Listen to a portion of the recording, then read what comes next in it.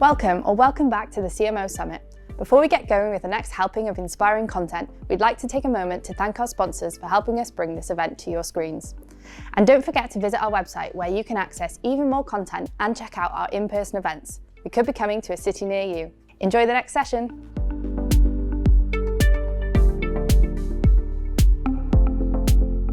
Christy Garcia, the CMO of Impact.com, the leading partnership management platform, and I'm so excited to be here today. Just a little bit about me. I've been a B2B marketer my whole career. I really enjoy speaking with other marketing leaders. So if you have any questions or anything interesting during this talk, please reach out to me. I'd love to talk with you. And I'm going to be talking about a problem and a solution. And I know it's a problem because I'm experiencing it myself. Advertising, not working like it used to. Too expensive, consumers aren't clicking, really crowded space. But I do have a solution, and I know it's a solution that works. Our clients are using it, clients like Home Depot, Walmart, Target, Airbnb, Uber, and many more, to drive revenue in the place where sales and marketing just isn't doing it anymore. And I know that if you leverage it in the way that you should, it could drive up to 28% of your total revenue. It is for our clients. So here we go. Let's begin by looking at our own customer journeys. How do you go about buying a product? Let's say a tennis racket. When you set out to buy something like this, do you look up reviews? Do you read articles that compare products and brands? Do you go to experts on YouTube, Instagram, or our new favorite, TikTok, for recommendations? Do you search for deals? Of course you do, right? Before you buy something, you want to access the wealth of information at your fingertips. You want to research it. You want to hear other people talk about it, maybe even show them using it. And you really want to make sure that everything that is in the fine print that the brand said about it and said that it actually does is true, right? You're not alone. 9 out of 10 consumers read reviews prior to purchase, and almost 55% of consumers read a minimum of 4 reviews before buying a product. And while you may not realize it, going and looking for deals and YouTube, all of those trusted sources where you're going to get information about the product, you're actively participating in the partnership economy, whether you know it or not.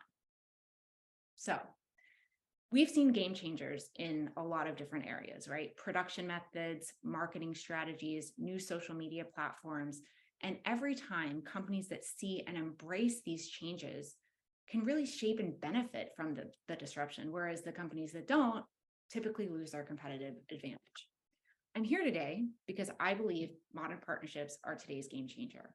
And that's because partnerships are at a point now where they're perfectly aligned with the modern customer journey, and they're enabling enterprises to achieve significant and sustainable growth in today's very fast-changing, highly competitive, and most importantly, consumer-led marketplace. The reason that partnerships are so effective is because people today are buying based on what other people are saying and not based on what the brand is telling them anymore. I mean, 96% of consumers don't trust ads. And can we really blame them? Let's go back 100 years, right? When TV first came out. And as consumers, we all sat around the TV and watched the same shows, sang the same jingles, and we all heard the same commercials. And we would run out and buy the products we were told to buy. Half the time, the products didn't work or look the way that they were advertised. In fact, sometimes they were actually harmful to us, as you can see here. What a nice kid buying his parents cartons of cigarettes for Mother's and Father's Day. But, that's how it was back then. There really was no way to fact check any company claims. There's no other options. You sort of had to believe what they were saying was true. All right, so then let's fast forward 30 years ago to when the internet first began. With this, the internet really became a place of information, and it became more and more accessible to everyone, right? With smartphones, et cetera. But as consumers gained access to this information, they were presented with so much more choice than ever before, with millions of new storefronts that were enabled by this digital revolution. And on top of that, it was, I don't even know how long ago exactly, but consumers started posting views on products on their social publishing platforms. They were sharing their life, their interests, their passions, their clothes in some cases. And unsurprisingly, this garnered a lot of audience attention. So creators began gunning to be the first in their particular category of expertise to review things like gaming, makeup, furniture, travel, do-it-yourself, new tech, etc. And when we, as marketers, saw the attention and the influence they had over these consumers, we desperately wanted to partner with them, as you can still see. And the prevalence of this commercial information couldn't have come at a better time, as we have simultaneously witnessed the implosion of digital advertising, death by 1,000 self-inflicted cuts, spam, pop-ups, takeover ads, intrusive retargeting. It's all led to consumers feeling really disrupted in their normal course of business when they're online, in their own homes and their own browsing behavior. And they're frankly annoyed. But not only is it frustrating for customers, but for advertising and advertisers, we're facing new challenges every single day. With big tech agglomerating more than 90% of all new digital ad spend, and then clamping down with privacy updates, which are eviscerating our ability to target, track, and measure the ads we are running. Today, the consumer is in the driver's seat. They've taken matters into their own hands, and they no longer make unilateral decisions based on ads. They want to source real information about products they're interested in, and they want to source this from people or publications or influencers that they trust. Now, I've said the word partnerships a lot. What exactly are they? What am I talking about? So the partnerships I'm talking about are a collaborative, referral-based relationship between a brand and another brand or individual that is mutually beneficial, right? And that helps both partners in the relationship reach their business objectives. What's more, partnerships are a low-risk, high-value, flexible, cost-effective way to get the word out about your business to your customers and who will, drive more traffic to your store. Pro tip here is to find partners with shared audiences, but we'll talk a little bit more about that at the end. Referral and content partners have taken many forms, including creators, influencers, brand ambassadors, leading media publishers, strategic business partners, as well as loyalty, rewards, cashback, coupon partners. And they fit perfectly on the modern consumer journey because they don't reflect today's consumer preferences and journeys. They're derived from them. Each type has its own benefit and its own unique place in the funnel. From a business point of view, working with referral partners helps to capture demand, enhance the customer experience, enable innovation, yield high return on investment, and it allows brands to acquire new customers. Crucially, it creates competitive advantage. And the proof is there. Mature companies leveraging these types of partnerships see it contribute as much as 28% of their total company revenue mix, not just marketing, their total company revenue. And that means a lot of revenue. Not to mention that as a channel, the partnerships are growing more than 50% year over year for these companies. So to really bring these partner types to life, I wanted to just touch on a few examples. When it comes to creators, influencers, and brand ambassadors, we really think of them as a powerful new word of mouth play. It feels like your trusted friend or neighbor recommending a product, but scaled out massively. So for the influencer example, let's turn to Ivory Ella, who uses Shopify to power their store. So Ivory Ella offers high quality gear and it makes people feel good. They give 50% of the revenue they receive to charitable organizations to help save the elephants. So essentially it's good clothes for a good cause, all in the name of elephants, right? So Ivory Ella wanted to launch and grow a brand new partnerships program.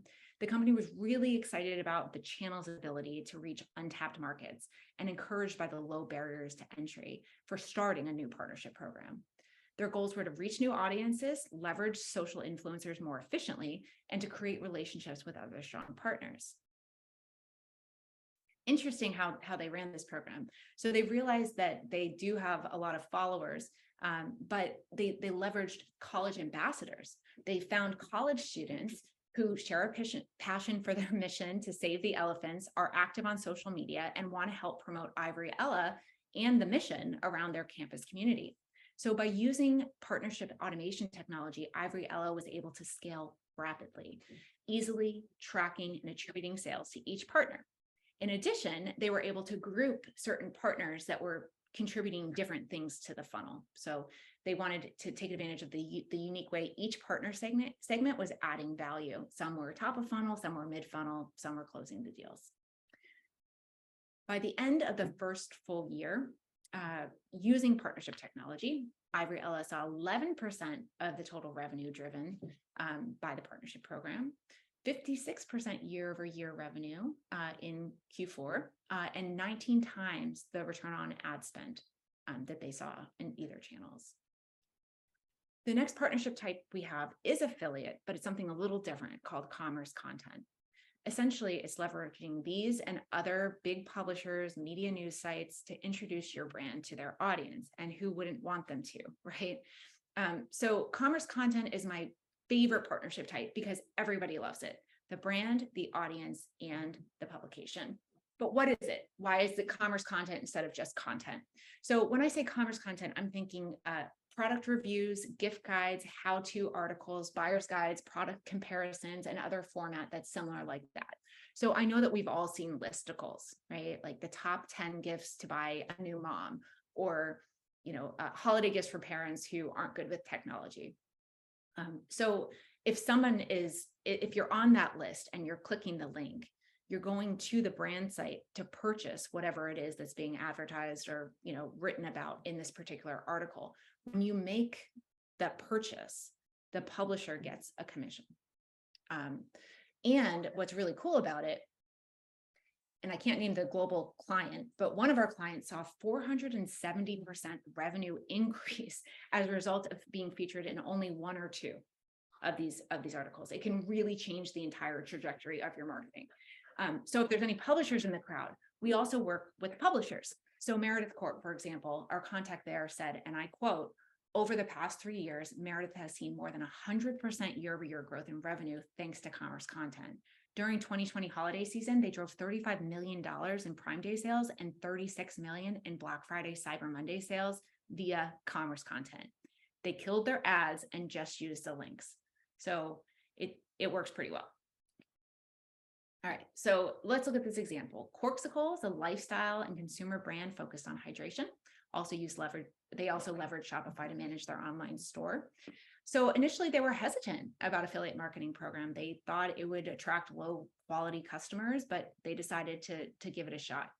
So they forged these commerce content partnerships with premium publisher houses like BuzzFeed and others. And they generated placement opportunities in gift guides and product review articles like this one. So being published in a gift guide like this one lets them reach new audiences and acquire new customers. And BuzzFeed, like I mentioned, is going to collect a share of sales or other compensation from the links on this page if a consumer clicks through them. So similar shared audience, right? Great partnership, just made a lot of sense to people who are reading it. So this proved that today's affiliate partnerships, deliver quality customers. It became an integral part of their marketing portfolio, driving as much as its best performing channel at the time, which was paid search. So ultimately, the channel played a role in expanding reach and also driving more prospects down the marketing funnel. So some of their outcomes, as you can see, 10% of overall total business revenue, 20% increase in return on ad spend, and 178% quarter over quarter affiliate channel growth. That's one quarter. Like the next month, they're driving up to close to 200% growth in that channel. Oh, sorry, but warning here, the commerce content is only effective when both the publisher and the content provider keep their voices authentic. It's foundational. And when the trust is secured, publishers, influencers, affiliates, and readers come together to create this partnership economy, right? And typically it includes brands, charities, publishers, nonprofits, all sorts of different types of companies and people. Now, some of us are just getting started with affiliate marketing and partnerships. And I hope that you can see it can actually be quite simple to take the first step, which is talk to your customers. Ask them how they're hearing about you. Ask them what other businesses they enjoy alongside yours. And then it's very simple. You just go talk to those other businesses, ask if they want to form an alliance, and they're driving you business and referrals anyway. So why not get paid for it, right? But make sure you're answering the most important question, which is, how can I be part of the information my customers are seeking? Not how can someone else, send me sales. Okay.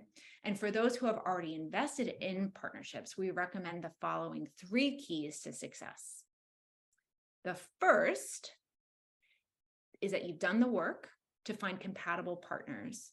The second is to ensure your partners have similar and shared customers and audiences. Remember, placing the customer at the center of the partnership isn't just a nice to have, it's the primary purpose. The commerce content example I just shared, they wouldn't have generated anything at all for those brands if they had blindly just accepted every partnership available, whether it made sense or not. The shared audience is really key. The next key is crucial to determining the effectiveness of your partnership efforts. You need to use actual partnership data to track and measure results, as opposed to anecdotal feedback, assumptions, opinions, etc. Fortunately, partnership management platforms like Impact.com and others make this kind of tracking accessible and possible. Lastly, you need to create and follow a shared partnership success plan. Makes sense, right? Seems kind of obvious, but even the most compatible partners need a plan of action to achieve their goals.